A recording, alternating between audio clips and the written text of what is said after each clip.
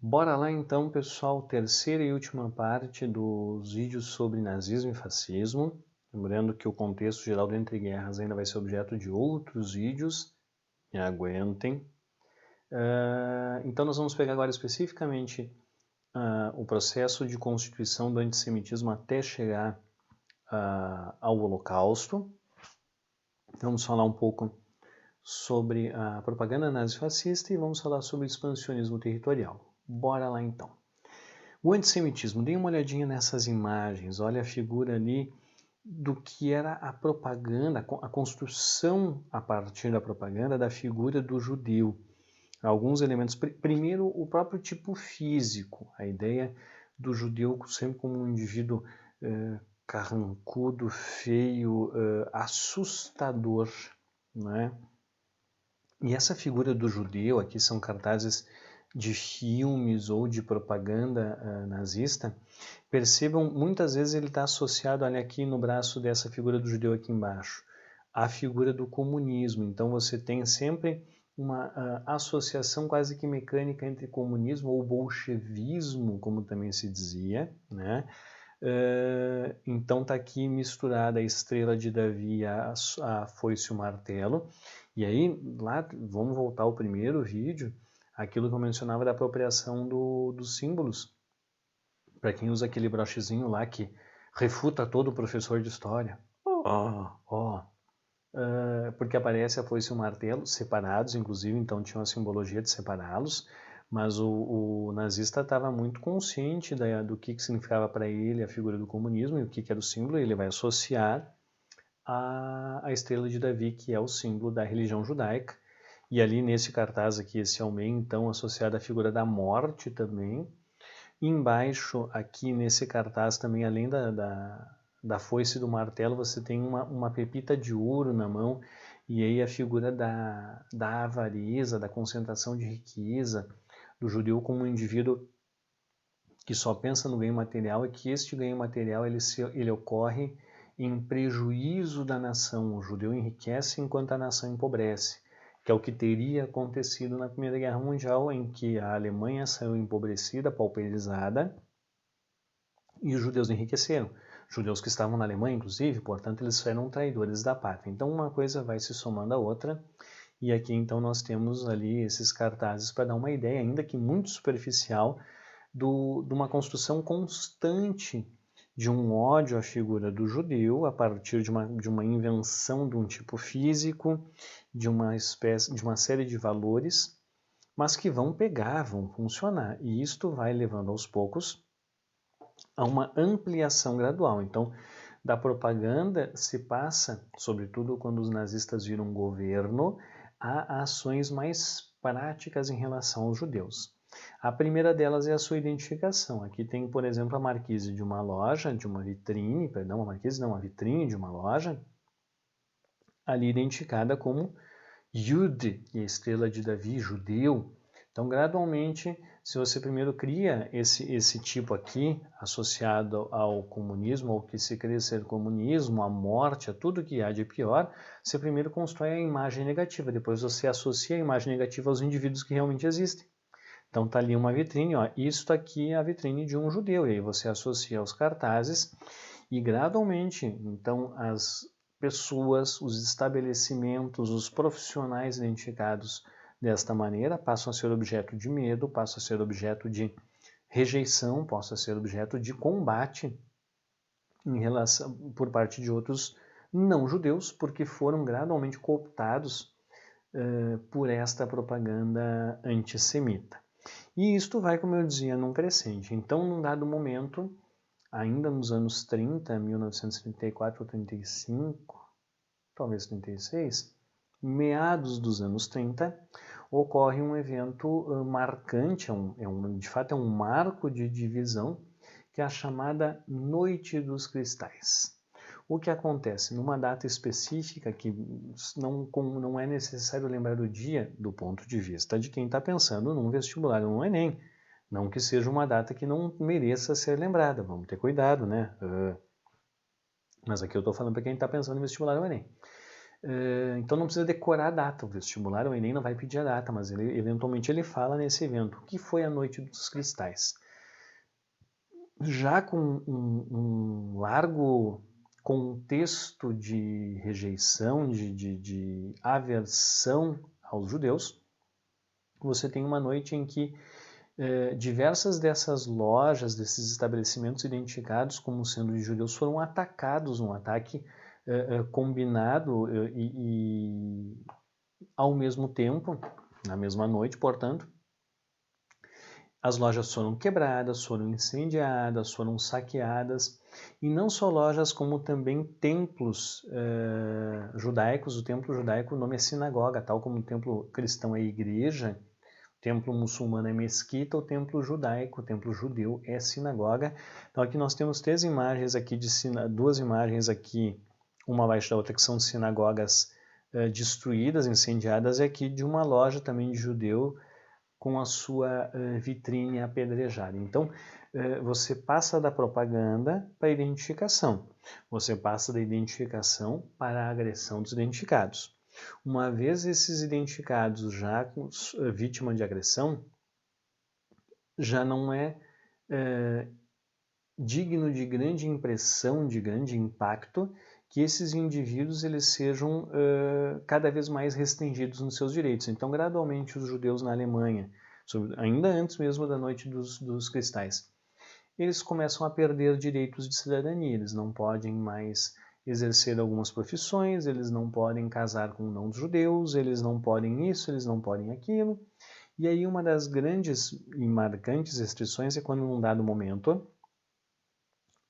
as residências dos judeus, e aí não só na Alemanha, isso é uma prática depois que vai ser adotada em todo lugar ocupado pelos nazistas, então na Áustria, na Tchecoslováquia, na Polônia em muita intensidade, porque havia muitos judeus na Polônia, as suas propriedades foram confiscadas, ou seja, o Estado tomou-lhes casas, desde casas mais simples até casas realmente assim muito sofisticadas, mansões. E todos os judeus, fosse o do casebre, né, da casa mais simples ao da mansão, todos foram obrigados a habitar em bairros segregados, bairros separados, murados, vigiados, dos quais eles só poderiam sair em horários determinados, via de regra horários de trabalho, ou seja, saía de manhã, voltava de tardezinha, e só poderiam sair se identificados com uma estrela de Davi no braço, normalmente numa espécie de faixa amarrada ao braço, e com documentos identificados também. Havia um J nos documentos de identificação dos que eram de origem judia. E ai daquele que fosse pego, um judeu que não estivesse mostrando que era judeu. Então, aqui nós vamos ver uma cena, vamos parar aqui um pouquinho, que se passa num gueto, neste caso desta cena, de Varsóvia. Varsóvia, a capital da Polônia ocupada pelos nazistas. Eu, antes de mostrar a imagem do filme que vocês já podem ver ali, é O Pianista. O Pianista é um filme muito bom, apesar de um filme... Ele machuca, ele é um filme marcante. Ele é de 2002. O ator protagonista do filme, Adrien Brody, ganha inclusive o Oscar de melhor ator pela sua atuação neste filme. O Ron Polanski, que é o diretor, foi indicado ao Oscar de melhor diretor, e o próprio filme foi indicado ao Oscar de melhor filme. E uma das peculiaridades é a seguinte: o protagonista, o Adrien Brody, ele interpreta um pianista. Não, o nome é pianista, ele interpreta um gaiteiro. Ele interpreta um pianista chamado, se não me engano, Władysław Szpilman, que sobreviveu à guerra. A história deste pianista é uma história real. No entanto, boa parte das cenas em que o Ron Polanski coloca o pianista vendo as coisas, na verdade são coisas que o Polanski viu, porque ele viveu aquilo também. Inclusive, ele perdeu a família dele toda na guerra. Então, ele, em boa parte das cenas, eu não vou saber dizer exatamente quais cenas, mas em vez daquilo que o pianista teria visto, o Spielmann, na verdade quem viu foi o Polanski. E esta é uma das cenas em que provavelmente aconteceu isso. Então vocês vão observar o quê? Ali é dentro de um gueto. Lembrem, o gueto é um bairro murado, é um bairro segregado, em que haviam edifícios, sei lá eu em que altura chegavam ao máximo, mas eram 4, 5, 6 andares. E em cada apartamento morava uma família inteira, ou às vezes até mais de uma, mas normalmente as famílias eram numerosas.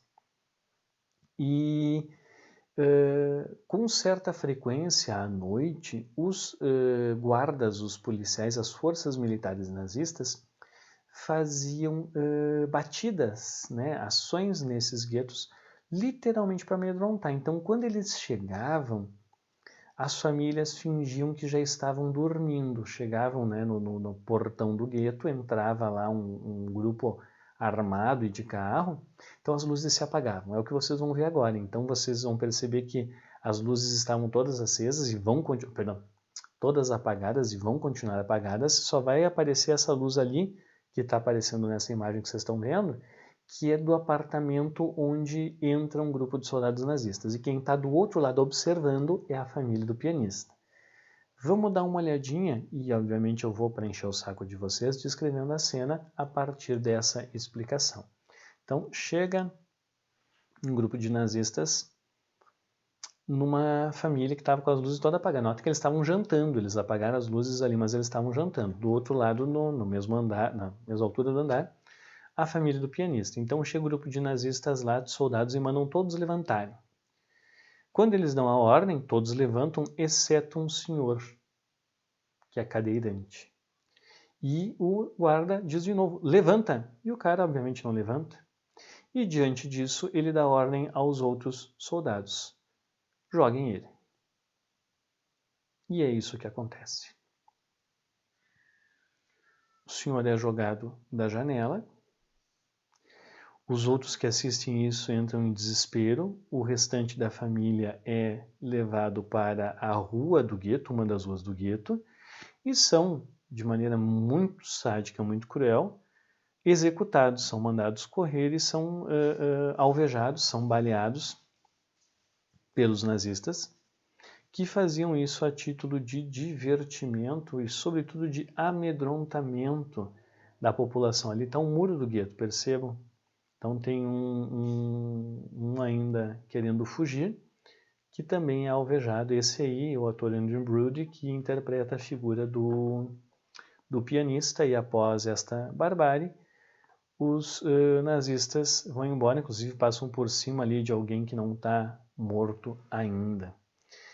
Essa cena ela é marcante, essa cena ela é chocante, e é uma cena que se passa, portanto, ela é, em boa medida, um registro de algo que aconteceu e não aconteceu poucas vezes. E como é que primeiro, como é que aqueles indivíduos, os soldados, se sentiam estimulados a fazer isso? E aí vai adquirindo lógica aquela questão, primeiro, do antissemitismo latente, já histórico, da Europa antissemita, mas também do estímulo desta propaganda nazista que vai ganhando força e que vai ao longo do tempo crescendo e legitimando ações como essa. Brutais, sem dúvida. A cena que vocês vão ver agora é de um outro filme chamado A Lista de Schindler, na minha humilde opinião, um dos melhores filmes, não só sobre o tema do antissemitismo, mas um dos melhores filmes que eu já vi, apesar de vocês observarem ali que a cena está em preto e branco. O filme, que é de 1993, ele é de uma época em que a cor já é presente há décadas no cinema, ele não é um filme velho a ponto de ser em origem preto e branco. O cineasta, o diretor e produtor é ninguém menos do que Steven Spielberg, que é de origem judaica. Ao contrário do Roman Polanski, ele não viu, ele não viveu o que ele coloca no filme, mas a gente parte de uma lógica de plausibilidade, ou seja, de que muito daquilo que ele ali coloca de fato tenha ocorrido. E neste filme chamado A Lista de Schindler, em que o ator principal, o protagonista, está ali no primeiro quadro, que é o Liam Neeson, ele interpreta uma figura chamada Oskar Schindler, que existiu de fato, e que era um alemão nazista, membro do partido nazista, que durante os anos, final dos anos 30 e dos anos 40, ele, como industrial, ele acaba se aproveitando, em boa medida, da mão de obra judaica barata, super explorada, mas enquanto isso acontece, ele vai adquirindo uma espécie de consciência que faz com que ele se compadeça de alguma maneira com aqueles judeus que trabalhavam na fábrica dele, e por fim o fato de trabalhar na fábrica dele acabou se tornando uma forma de refúgio para muitos judeus. E aí a lista de Schindler é quando a cidade, a fábrica dele na Tchecoslováquia, ocupada pelos nazistas, a cidade vai ser, os judeus da cidade vão ser evacuados e levados para Auschwitz. Eu não preciso explicar o que isso significa. Ele faz uma lista dos empregados que ele quer levar com ele para um outro lugar, que na verdade consiste numa lista de salvação. Cerca de 3.000, se não me engano, judeus foram salvos nesta lista de Schindler. E a cena que vocês vão ver agora é a cena da evacuação de um gueto. Então eu mostrei antes ali no pianista como era no gueto, lembrando que até chegar no gueto tem todo aquele processo de propaganda, de restrição de direitos, de confisco de bens, de proibições de atividades, até você ter o confisco das casas em si, né, das propriedades, fossem alocados nos guetos. A cena que vocês vão ver agora é de uma evacuação do gueto, que acontece já no contexto de guerra, num determinado momento. Esses guetos vão ser evacuados para que todos os judeus sejam levados deles para os campos de concentração. É interessante diferenciar campo de concentração de campo de extermínio. Os campos de concentração eram mais numerosos e eram campos de trabalho forçado, em que a mão de obra judaica era utilizada quase não, como escravizada. Havia execuções, e não poucas, mas não eram campos construídos para eliminação sistemática e em larga escala dos judeus. Os campos de extermínio, às vezes um campo era as duas coisas, outras vezes um era cada uma delas, eram lugares voltados especificamente para, obviamente, a eliminação física, normalmente através do envenenamento por gás, seguido da incineração dos corpos. Bueno, essa cena que vocês vão ver aqui é a figura do Schindler, que está vendo a evacuação de um gueto, ou seja, a retirada dos moradores judeus que ali foram segregados para serem levados para os campos de concentração. Essas retiradas elas eram bastante violentas, como tudo era, e elas eram feitas a partir de uma segmentação entre homens, mulheres e crianças. E a cena ela vai mostrar a brutalidade da evacuação, o sadismo de muita coisa, e em meio a isso vai aparecer a figura de uma criança que se aproveita da confusão para tentar se esconder.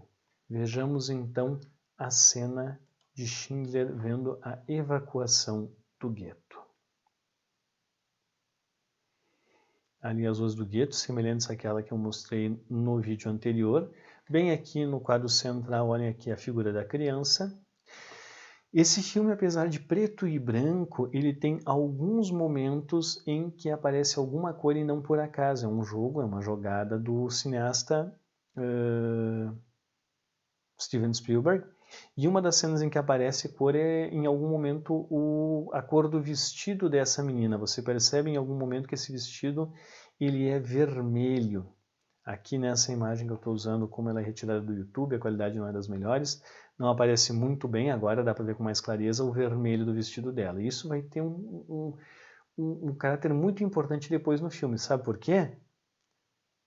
Se quer saber, assiste o filme. É muito bom. É longo, mas é muito bom. Só prepara porque ele é um soco na boca do estômago. Então você tem ali filas de judeus sendo retirados, encaminhados para trens que vão levá-los aos campos de concentração. O Schindler assiste aquilo horrorizado. É um dos momentos da tomada de consciência dele, inclusive, que já está em processo. Ali uma cena de execução, então, para economizar uma bala judeus são enfileirados e vem um indivíduo lá com um rifle e dispara, mata pelo menos 4 ou 5. Aqueles que não morrem no primeiro disparo são executados sumariamente por outro soldado. Então, o desprezo absoluto e total pela vida, e eu ia dizer vida humana, para esses indivíduos que estão matando não é vida humana, lembrem do que eu falava no vídeo anterior, da desumanização a partir do racismo. E ali de novo o vermelho do vestido da menina, ou seja, enquanto o pessoal está sendo encaminhado primeiro para caminhões, depois para trens, a menina ela consegue se aproveitar da confusão e se esconder. Isso já o Schindler não vê, ainda que ele tenha prestado muita atenção na menina do vestido. Ela se esconde embaixo de uma cama. Ali está a companheira naquele momento do Schindler, que não era a esposa dele, pedindo para sair porque não aguentava ver tudo aquilo. E a menina se esconde embaixo da cama e o vermelho já não aparece do vestido. E é interessante porque sabe o que acontece com a menina? Já disse, vai ver o filme. Ok, vamos adiante então. Isso vai fazer com que essas populações sejam deslocadas para campos de concentração, como mencionava. Aqui tem algumas imagens remanescentes, a bem de cima então, de crianças, tal como aquela menina que escapou na cena do filme da primeira leva. Dentro dos campos de concentração, as pessoas, de um modo geral, elas perdiam qualquer identidade, elas eram tatuadas no pulso com um número de série, criado por uma empresa chamada IBM, que desenvolveu muito da sua tecnologia a partir da catalogação de judeus nos campos de concentração. Lembrem, IBM é uma das empresas que tem sangue nas mãos pelo Holocausto. Embaixo, uma imagem de uma vala comum com centenas, talvez milhares de corpos, que não houve tempo de jogar terra por cima, de enterrá-los efetivamente. E isso que permitiu com que se pudesse dimensionar o tamanho da atrocidade que foram os campos de extermínio, porque os nazistas tentaram, quando o fim da guerra era perceptível e a derrota era inevitável, eles tentaram eliminar muito disso. Então, a ideia dos campos de extermínio, em que tinha a incineração dos corpos, era para eliminar, de fato, provas desse crime contra a humanidade que eles promoveram. E o campo de concentração que se torna símbolo de tudo isso é o campo de Auschwitz, que é, na verdade, um complexo de campos, Auschwitz-Birkenau, que ficava na Polônia e não na Alemanha. E aqui está o pórtico de entrada de Auschwitz, com uma frase que, me perdoem a pronúncia, provavelmente ela esteja errada, que é Arbeit macht frei. Volto a dizer, provavelmente ela está errada. Meu alemão ele é intuitivo, ou seja, eu não sei falar. Mas a tradução eu sei, quer dizer o trabalho liberta. Irônico, cruel, mas era esta a frase na entrada do campo do qual aqueles que entraram não saíram. E morreram neste campo centenas de milhares de judeus. Um crime. A gente, quando é historiador, aprende que, apesar de uma pretensão histórica, e existe uma frase para dizer isso, uma frase de origem romana que diz assim: Historia magistra vitae, a história é mestra da vida. Que, em sua essência, quer dizer que a gente tem que aprender com a história. E o historiador consegue, infelizmente, perceber que a maioria das pessoas não aprende com a história. Senão, não estaríamos vivendo o Brasil de hoje como estamos vivendo. Mas nós insistimos, nós somos teimosos. E é nesse sentido que, cada vez que eu trago este tema, eu tento trazer junto esta reflexão e esse estímulo. Não deixemos acontecer isso de novo. Para chegar aqui em Auschwitz, começou com um simples, entre aspas, simples preconceito. Começou com a piadinha. Começou com aquela coisa, também, entre aspas, inocente. Todo preconceito inocente é uma semente pequena, minúscula, de uma colheita do mal. Aqui estão as imagens da safra.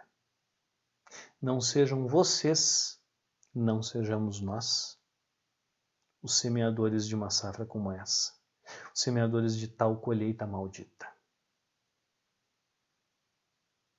Que aprendamos, olha o historiador, mesmo ciente de que isso não acontece, que aprendamos com a história. Aqui então uma imagem também, novamente, do filme A Lista de Schindler, dessa eliminação de provas. Vão aparecer nessa cena, sobretudo ao final, ali aparece o Schindler novamente, vendo o que está sendo feito com os corpos dos judeus eliminados, e ao final do trecho ele vai falar com o comandante do campo de concentração do filme, que é baseado numa figura que realmente existiu, chamado Amon Goeth. Amon Goeth não vai dar para aparecer muito bem aqui. Ele é interpretado por ninguém menos do que Ralph Fiennes. Esse talvez um dos grandes papéis dele, mas que para a maioria das pessoas ele ficou conhecido como uma personagem também maligna, só que sem nariz, chamada Voldemort. É o mesmo ator. Mais um estímulo para ver esse baita filme. Ele é longo, mas hoje vocês maratonam série até a 49ª temporada. Assiste o filme que é bom. Vamos ver esse trechinho então. Num dado momento, na cidade onde está o Schindler, o pessoal estranha que tem umas nuvens escuras no céu, incomuns, e começa a cair uma fuligem. Não é inverno para você ter neve, apesar do pessoal agasalhado, mas não é um frio de neve. Mas começa a cair uma fuligem do céu estranha e o Schindler percebe isso. Inclusive vai verificar ali no paralama do carro e ele percebe que são cinzas. E aí ele vai verificar o que é e se depara com uma cena dantesca, atroz, que é o desenterrar de corpos e sua subsequente incineração, sendo que esse desenterrar era feito pelos próprios judeus sob mando dos nazistas, na tentativa de encobrir esse crime contra a humanidade. É impressionante pensar que isto efetivamente aconteceu. E isto aconteceu. E não faz um século. Em termos de história, um século não é nada, pessoal. A semente do ódio pode levar a coisas como essa. Não permitamos.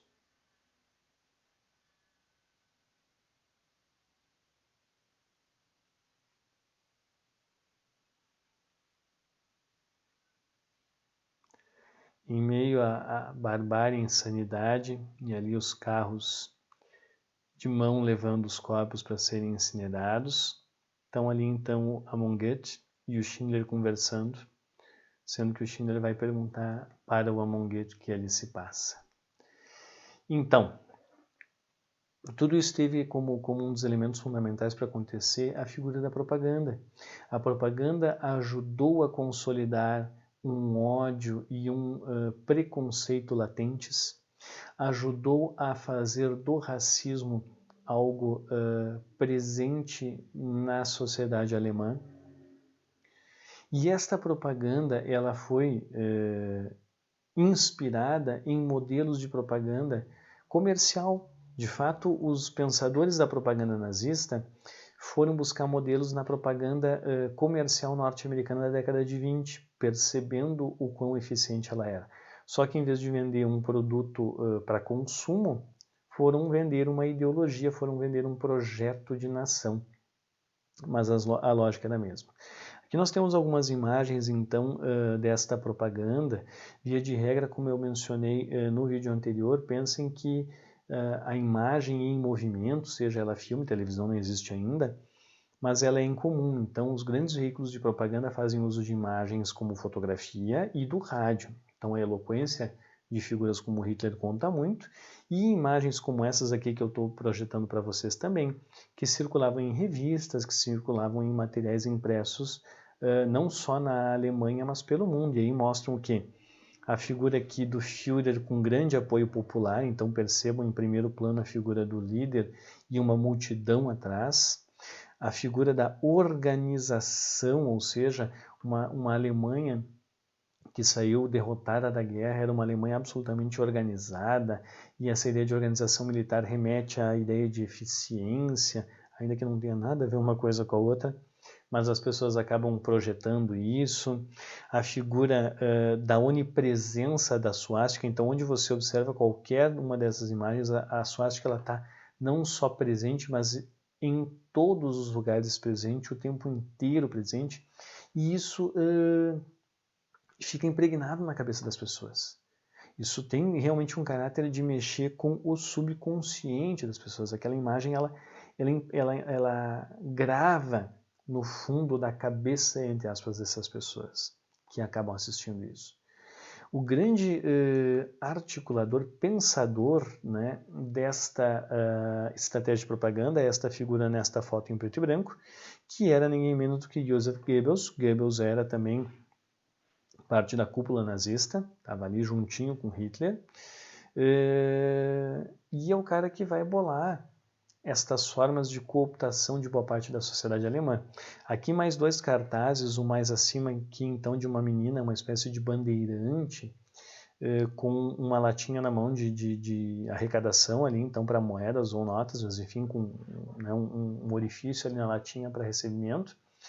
Mas o importante ali é, de novo, a onipresença da suástica na latinha, a figura da jovem bonita, sorridente, saudável, da mesma maneira que a figura de uma família bonita, sorridente, saudável, um pai forte e protetor, uma mãe terna e cuidadosa, filhos contentes e bem cuidados, e tudo protegido pela figura da águia e do partido. Aqui está a sigla do partido, o NSDAP, Nacional Socialista, o Partido Nacional Socialista da Alemanha. Isso aqui a sigla dá para dizer em alemão, vocês acham que eu vou dizer? Vou dizer nada, não sei dizer. Mas então a ideia desta onipresença de símbolos, de mecanismos simbólicos que vão pegando, ficando na cabeça das pessoas. E isso vai funcionar muito bem. Então é isso que explica em boa medida como é que a Alemanha se deixou levar pelo nazismo. No entanto, há que se considerar também que boa parte da Alemanha não se deixou levar e que não precisava desta propaganda para se sentir atraída pelos ideários nazistas, pelo ideário nazista. Boa parte da sociedade era racista, era antissemita, era cheia de ódio, tal como o Brasil de hoje também é. E o que canalizava boa parte desse ódio dessas pessoas era simplesmente o anticomunismo, era a ideia de combater a esquerda. Então estava muito claro, se Hitler é alternativa à esquerda, se os nazistas são alternativa à esquerda, é neles que eu vou. Mas eles vão fazer atrocidades. O que tem do outro lado da esquerda, eu vou neles. Simples assim. Um dos elementos de grande propaganda, aí, não só para a Alemanha, mas para o mundo, da propaganda da Alemanha, dos nazistas para o mundo, foram os Jogos Olímpicos de Berlim, 1936. Os Jogos Olímpicos naquele momento já estão consolidados como grande evento, eles vão ganhar esse caráter de grande evento esportivo na década de 20. Eles surgem em 1896, em Atenas, absolutamente amadores, e vão passar uma boa parte assim amadores, 1900 em Paris, 1904 St. Louis, 1908 Londres, até ali, até chegar em 12 em Estocolmo, depois tem a parada por causa da guerra, eles ainda eram muito incipientes. A partir dos anos 20, 1920 em Antuérpia, 24 Paris de novo, 28 Amsterdã, 32 Los Angeles, quando chega em 36 em Berlim, eles já ganharam um peso de evento internacional importante. Que os nazistas se ligaram e entenderam que podiam dar uma potencializada nesse caráter de visibilidade. Então eles vão fazer um evento que já era importante se tornar mais importante ainda. Na medida em que se tornava mais importante, dava importância aos que o promoveram. Então ali você tem um cartaz da propaganda das Olimpíadas de Berlim, 36, aqui a medalha inclusive da Olimpíada de Berlim. E aí o que acontece? Tem duas formas de você ganhar expressividade, né, usando os Jogos Olímpicos. A primeira é sediar eles, é você organizar. Então você mostra com uma organização bem feita eficiência, competência, uma série de elementos muito positivos. às vezes nem precisam efetivamente ser assim, mas precisam parecer. E aí a imagem que eu vou mostrar aqui é de uma coisa que os nazistas inventaram. As Olimpíadas, como eu mencionei, os Jogos Olímpicos, Olimpíada é o período de 4 anos, que nem década é 10 anos, Olimpíada é 4 anos. Os Jogos Olímpicos são realizados a cada Olimpíada.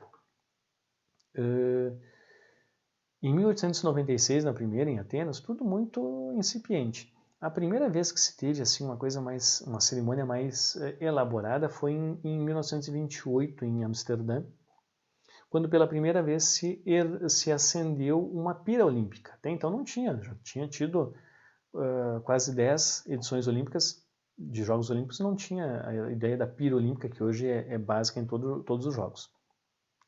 E aí teve novamente em 32 em Los Angeles.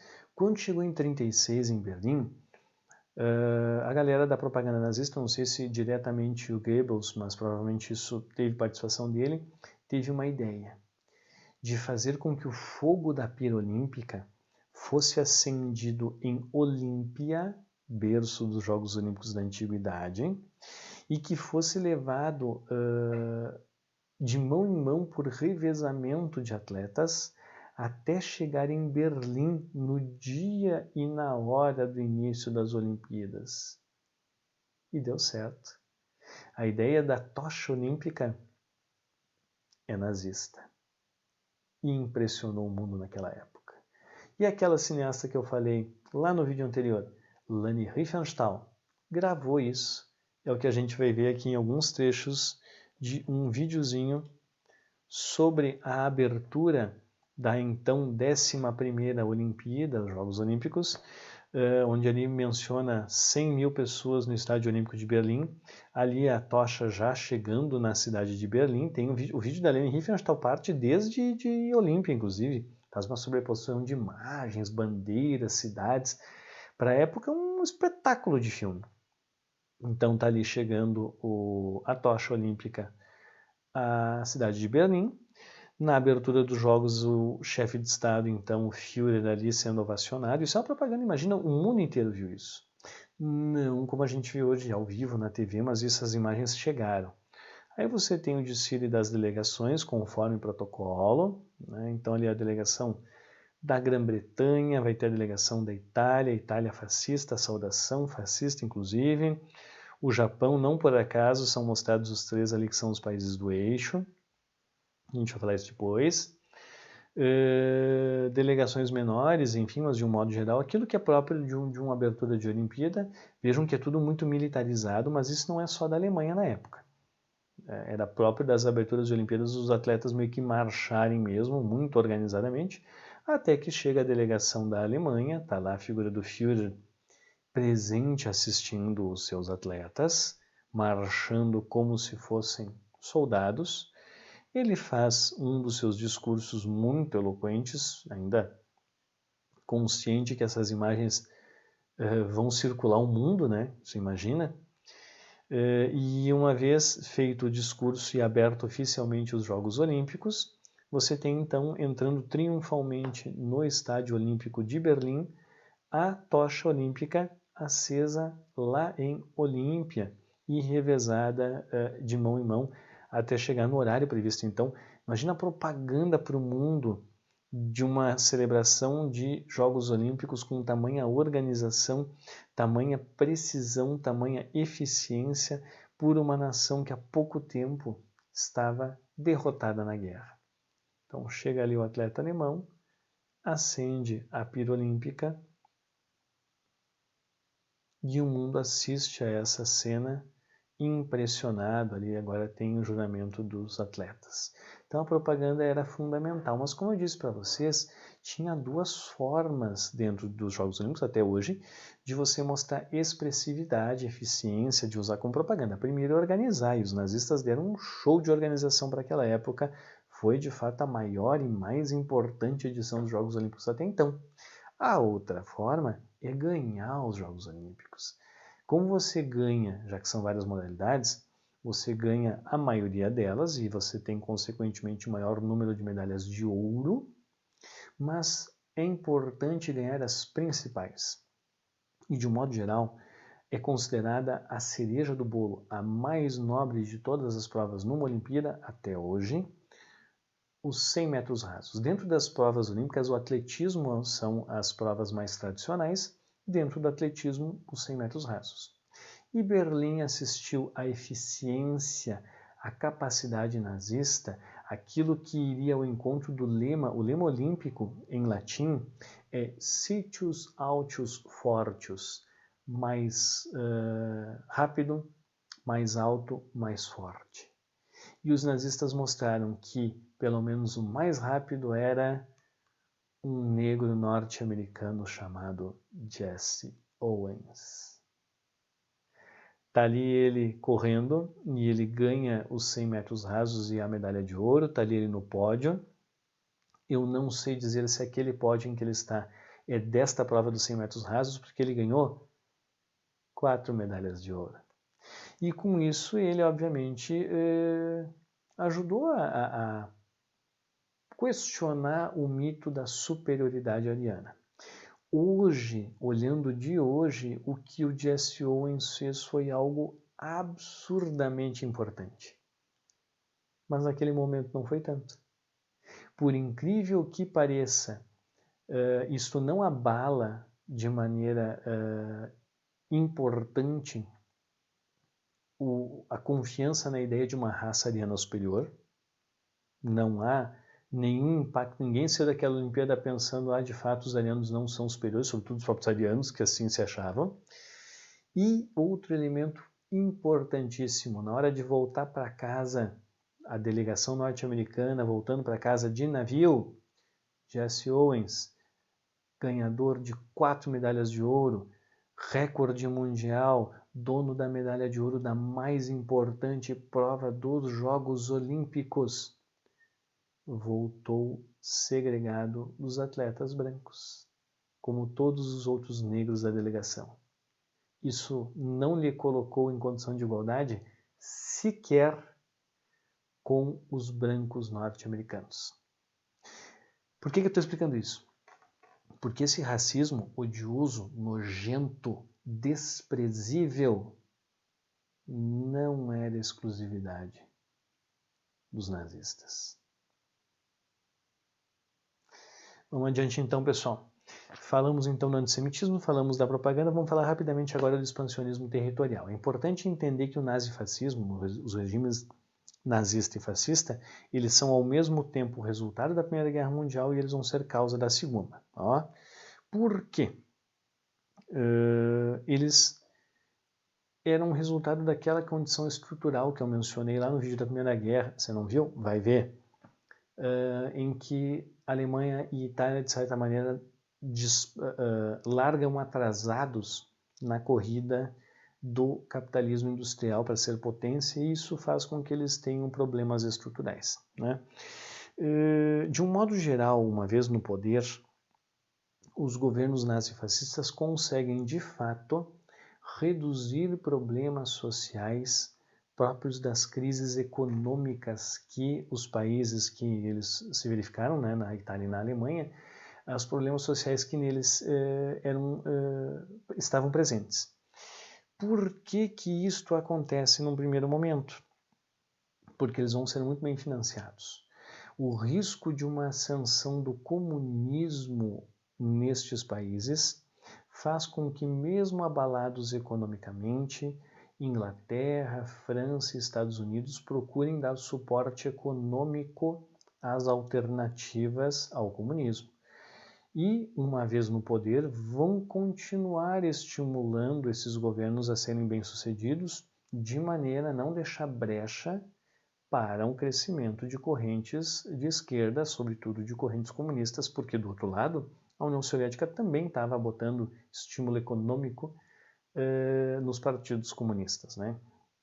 Então, boa parte do sucesso inicial desses governos nazifascistas se explica por este financiamento externo, mas também interno de grandes empresas que não quebraram, que, pelo contrário, continuam tendo condições e interesses, né, de controlar a economia dos seus países, respectivamente Alemanha ou Itália. Bueno, No entanto, para continuar com esses bons resultados, era necessário expandir-se territorialmente. Aí vem de novo o que eu mencionei do problema estrutural, igual da Primeira Guerra Mundial. A Alemanha e a Itália, sobretudo a Alemanha, crescem até um ponto X e não tem como crescer mais se elas não se expandirem. No caso da Primeira Guerra Mundial, por que a gente chama de choque de imperialismos? Porque o imperialismo britânico e francês na Ásia e na África eram formas de manter o seu crescimento econômico. A Alemanha, para crescer, precisaria, em um dado momento, se chocar com esses imperialismos na medida em que exercer o seu, na África ou na Ásia. E não poderia crescer economicamente se não o fizesse. O problema segue exatamente o mesmo. A Alemanha, contida pelo Tratado de Versalhes durante certo período, depois o tratado foi sendo relativizado, mas ela chega num ponto em que manter ou ampliar o crescimento econômico implica em expansão territorial, tanto para a Alemanha quanto para a Itália. No caso da Itália, esse expansionismo ele se dá sobretudo no continente africano, ainda que também tenha na Europa, sobretudo na Albânia, que é do outro lado do mar Mediterrâneo, Adriático, perdão, não vai ter tanta expressividade, mas na África há um expansionismo italiano mais expressivo. Mas o expansionismo mais expressivo que nós vamos falar aqui é da Alemanha. Comecemos pelo italiano. Aqui está então a Itália continental, aqui vocês podem observar. Do outro lado do Mar Adriático, esse aqui é o Mar Adriático, tem a Albânia, que foi ocupado pela Itália ainda na década de 20, na verdade uma ocupação informal, e aí durante a guerra vem tropas mesmo, mas já estava sob controle italiano desde o final da década de 20. Aqui em verde mais forte, a Líbia, a Eritreia e a Somália já eram colônias italianas também anteriores ao nazismo e fascismo, ao fascismo italiano, perdão, mas durante o governo fascista, sobretudo partindo aqui da Eritreia e da Somália, que é a chamada região do chifre africano, por causa disto aqui, os italianos tentam tomar a Etiópia, que era naquele momento a única nação independente da África, o resto ainda era colônia.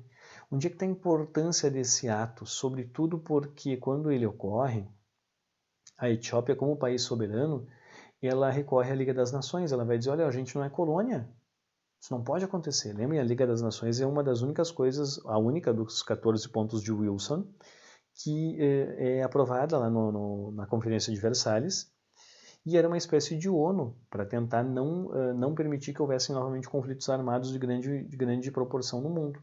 Então, quando a Etiópia é invadida, ou então o imperador da Etiópia, Haile Selassie, ou Rastafari, ele recorre à Liga das Nações pedindo ajuda, e a Liga das Nações vai lá e interpela Mussolini, dizendo você não tem esse direito, e Mussolini diz para eles assim, vão pro inferno, tô nem aí para vocês.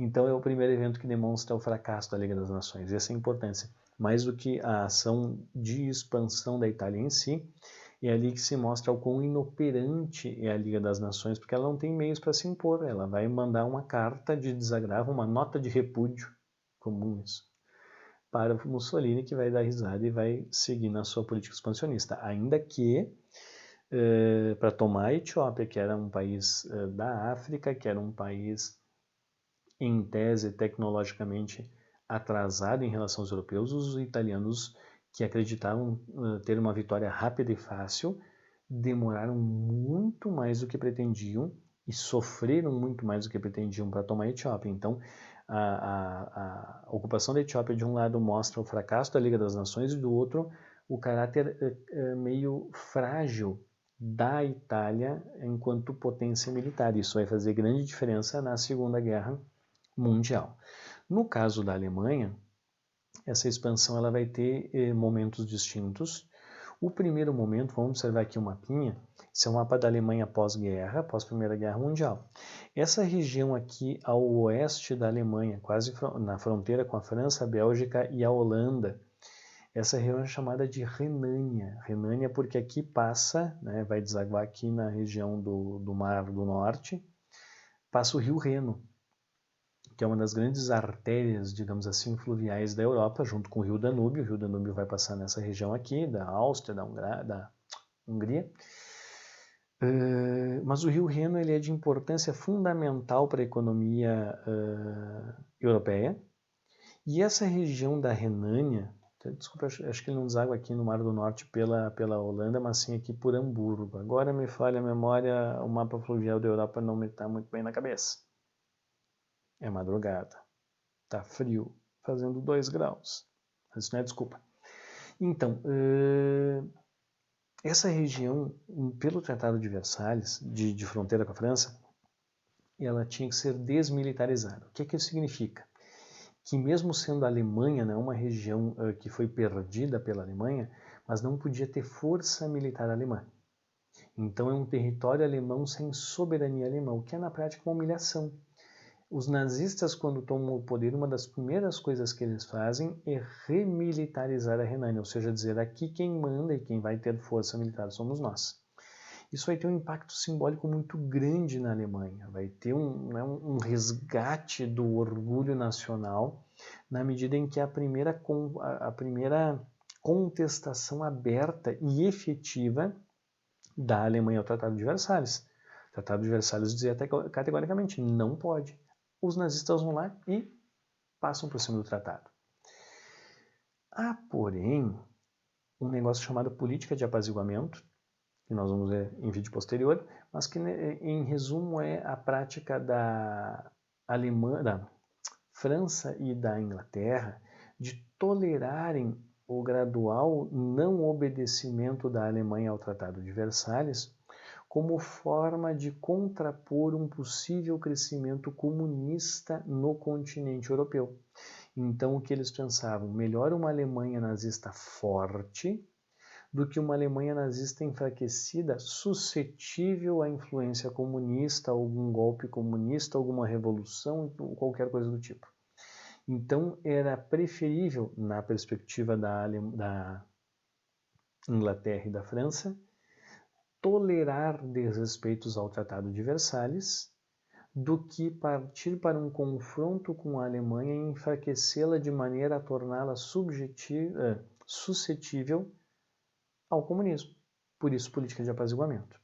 E os nazistas, percebendo esta política, eles vão cada vez dar um passo a mais. Então, eles começam primeiro aqui remilitarizando a Renânia. Em seguida, em 1938, eles vão incorporar todo esse território aqui, que é a Áustria, coisa que estava claramente, absolutamente proibida pelo Tratado de Versalhes. O Tratado de Versalhes estabelecia: a Alemanha e a Áustria não podem formar um único país. Ele trazia isso porque, de fato, os alemães e os austríacos são povos de origem germânica, então etnicamente e culturalmente eles são muito próximos.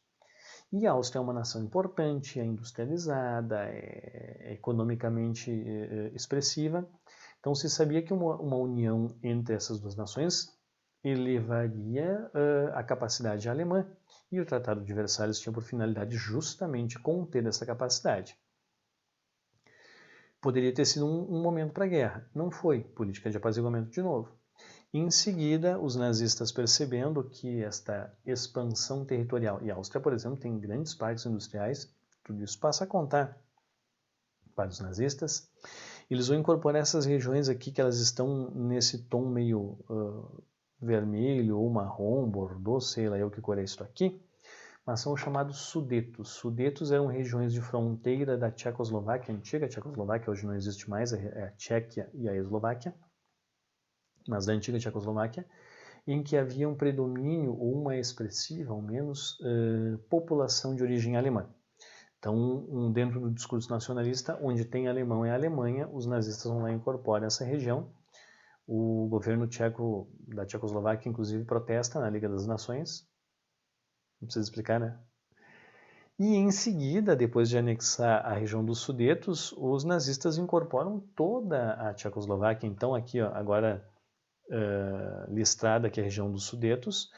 Em vermelho aqui a região da Boêmia e Morávia, que é o que corresponde hoje à parte da República Tcheca ou Tchequia.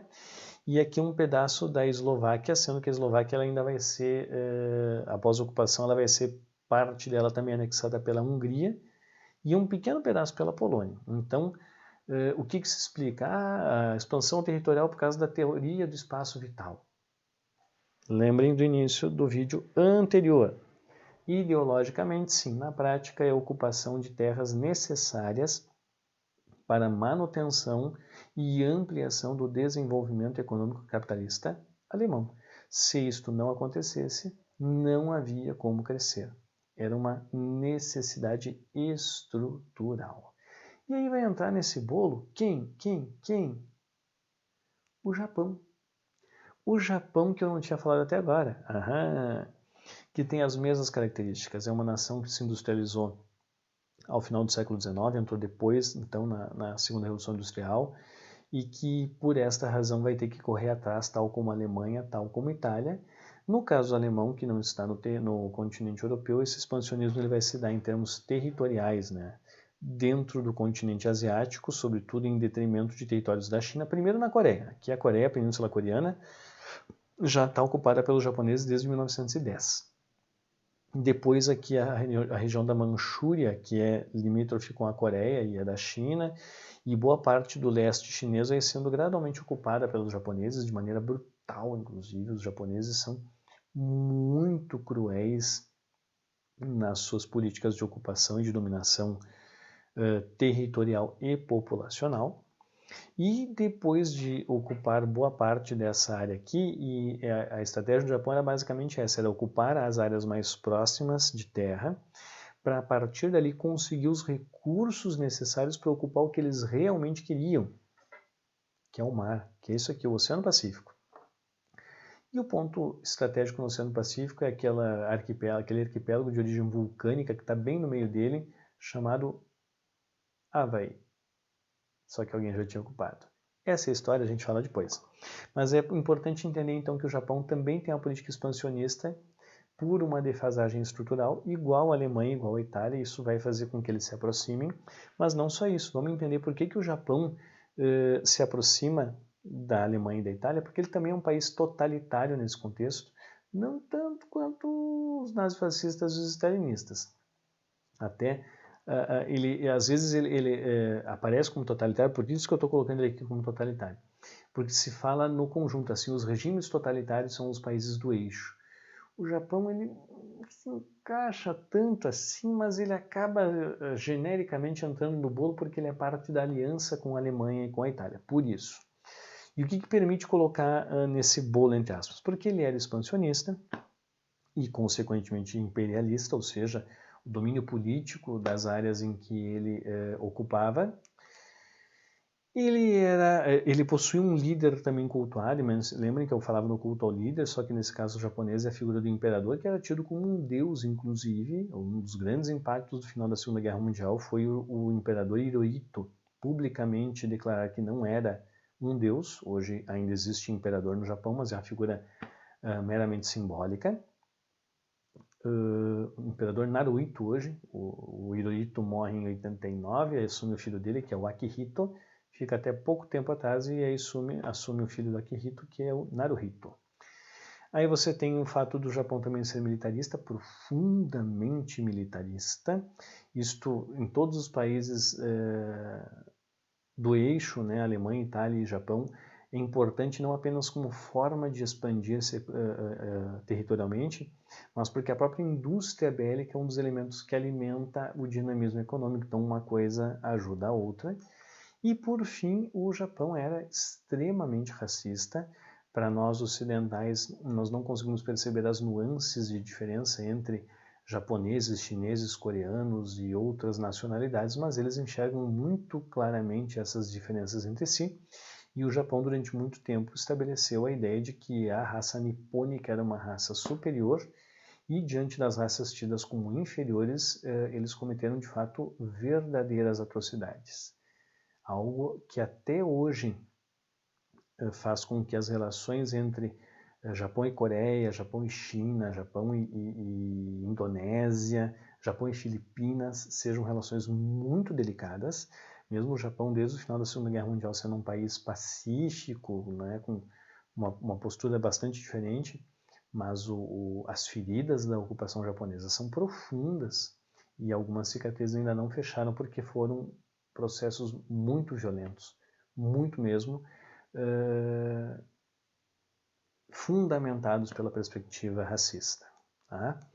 E aí acontece o quê? O Japão, junto com a Itália e a Alemanha, acabam formando o eixo Berlim-Roma-Tóquio. Na verdade, a expressão eixo, ela nasce de um tratado entre a Alemanha e a Itália, o Pacto do Eixo, que é de 36, se não me engano, em que mais tarde o Japão se agrega, e aí o nome não é Pacto do Eixo, é Pacto Anticomintern, ou seja, um pacto anticomunista, mas que como a expressão eixo já estava consolidada, acabou sendo utilizada. Então, mesmo não sendo o Pacto do Eixo, aquele que o Japão entra, ele entra junto dos países do eixo num pacto e acaba sendo considerado tudo como eixo. O que esses países do eixo têm em comum entre si, além dos elementos que eu já mencionei? Eles são um bloco de países que tinha como interesse ao mesmo tempo combater o comunismo e combater o liberalismo protagonizado pelos ingleses e norte-americanos. E aí você está tendo nesse momento um período de transição. A Inglaterra ainda importante em decadência, os Estados Unidos cada vez mais em ascensão, provavelmente já passaram economicamente a Inglaterra, mas não eram potência unânime como são hoje. E esse grupo de países eles querem uma alternativa que não seja nem a figura do comunismo soviético, nem um sistema com protagonismo. Eles não vão questionar o capitalismo em si, mas o liberalismo e aqueles países que eram os protagonistas do capitalismo liberal, Estados Unidos e Inglaterra. Está formado aí o cenário, né, os elementos, perdão, que vão permitir a configuração de um dos lados da Segunda Guerra. O contexto que vai levar à Segunda Guerra, nós vamos ver no outro vídeo. Esse aqui está louco de bom, espero que tenha sido útil para vocês. Mais uma vez desejo que vocês fiquem sempre bem. Um beijo no coração.